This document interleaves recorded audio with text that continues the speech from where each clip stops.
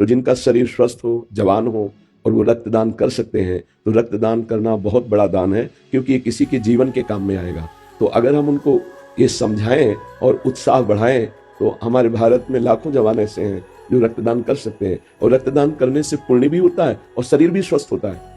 यदि हम उसको अच्छे भोजन पदार्थ दें तो बहुत जल्दी वो हमारा शरीर कवर कर लेता है, क्योंकि शरीर में एक ऐसी पावर शक्ति होती है।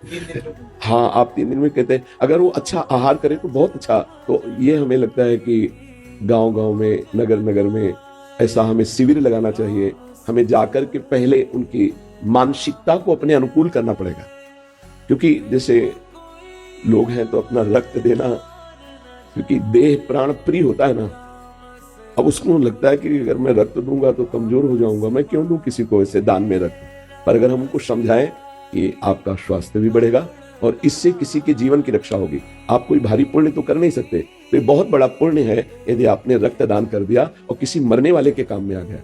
तो अगर ब्लड बैंक में पहले से ही हम दान किए हुए रखें तो किसी का भी जीवन बच सकता है। वो राष्ट्र सैनिक हो सकता है, वो भगवान का भक्त हो सकता है, वो समाज सेवक हो सकता है, वो किसी का लाडला इकलौता बेटा हो सकता है, जिसकी जान आपके रक्तदान से बच सकती है। तो हमें लगता है हमें नगर नगर, गांव गांव जाकर के एक शिविर लगाना चाहिए, अपनी भावनाओं को जन समाज में प्रकाशित करना चाहिए।